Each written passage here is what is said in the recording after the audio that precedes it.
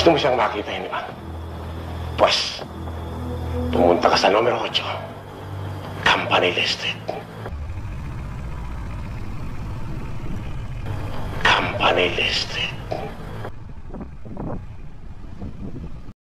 Natatandaan niyo pa ba ang bahay na ito na ginamit sa iba't ibang mga pelikula?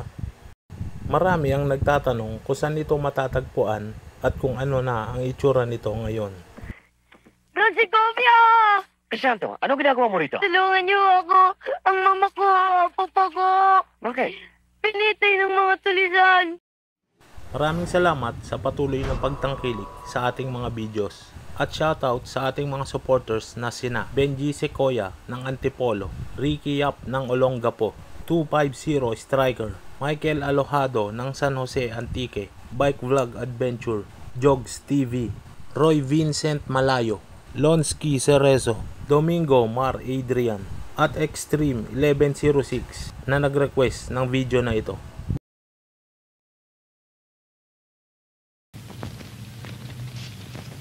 Maling-mali ang ginawa mo, Hugo. Hindi mo dapat pinigilan si Bartolo sa paghahanap kay Isagani.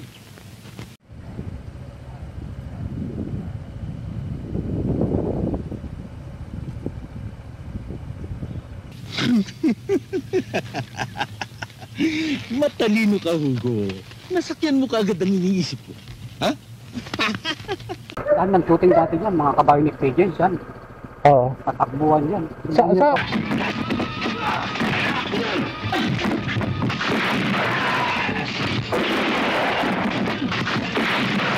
Ano pong street, Campanilla? Campanilla. Sa pagita to eh. Balik yan, kutumbukin mo. Sa kanan ka, balik ka doon. Pagbaba.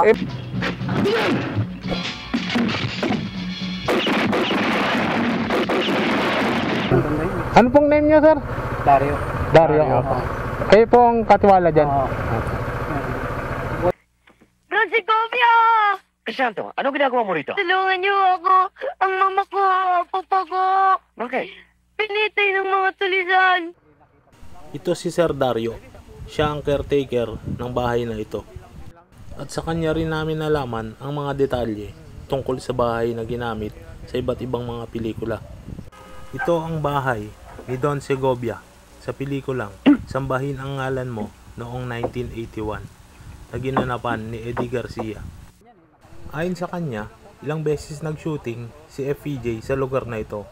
Gayon din si Ramon Revilla Sr. at Bong Revilla. Lalo na siguro pag wala ko rito, no? Ayon kay Sir Dario, matagal nang giniba ang bahay na ito. Buhay pa daw si FPJ nang gibain ang bahay na ito. Hindi lamang ako ang giginawa, pati ikaw. Patanda na si paring Kadyo. Sino papalit sa kanya?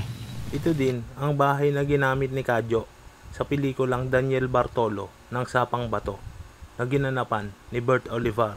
Saan po nakatayo yung bahay dati dyan? Yung ngayon. Ay, mismo ang ano na yung building? Yun na yun. Marunong na ako mga bayo pa. Nasakyan ko na po ang paborito niyong kabayo. Si Bong Revilla, si Dugong Buhay. Yan. Ay, Dugong Buhay? Oo, dyan yun. Dugong Buhay. Bata ko. Oo. Pag-movie niya yun, pag-tilyo pa na no?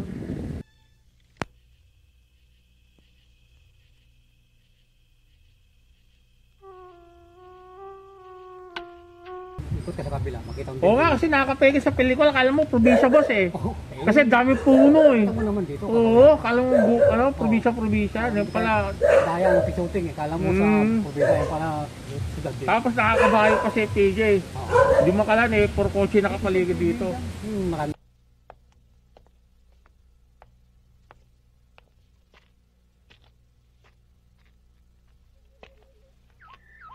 Dito. Maraming kabayo. Daniel Bartolo. Yan. Mas nagagi kasi mga extra rin, nakasakay din sa kabayo natin. Oo.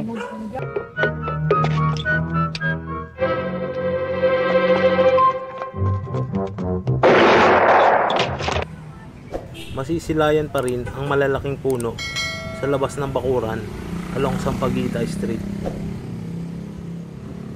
Campanilla. Sa pagita to eh. Balik yan, kutumbukin mo. Sa kanan ka, balik ka doon. Pagbaba.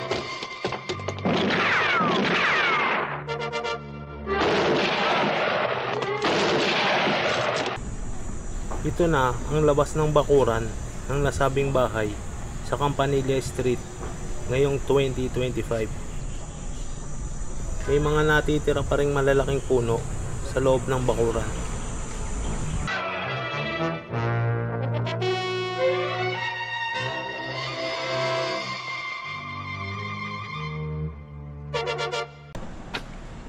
Ang mga building na ito ang ipinalit sa nasabing bahay na ginagamit sa mga pelikula.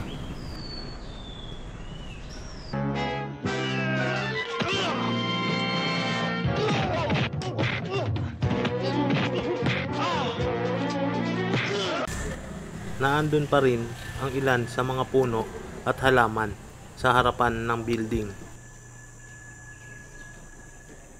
Huwag kayo iyak. Si Samuel ay hindi masasaktan.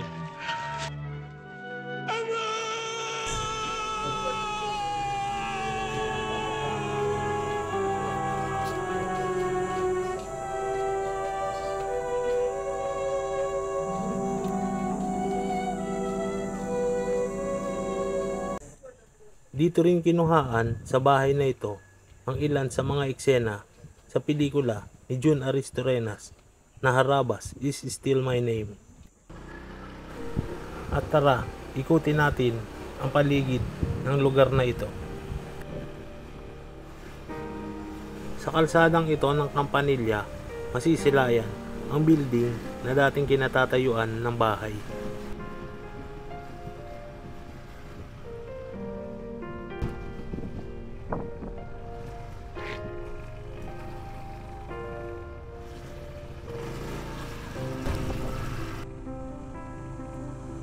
Mula sa Balete Drive, kumaliwa tayo papasok sa Sampaguita Street.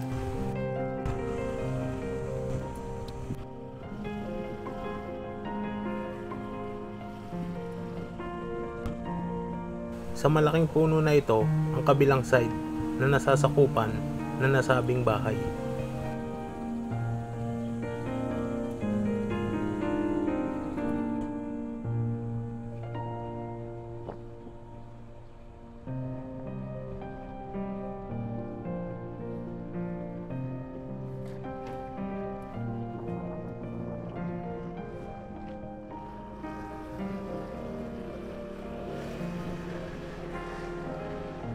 Marami pong salamat at magkita-kita po muli tayo sa susunod na mga videos.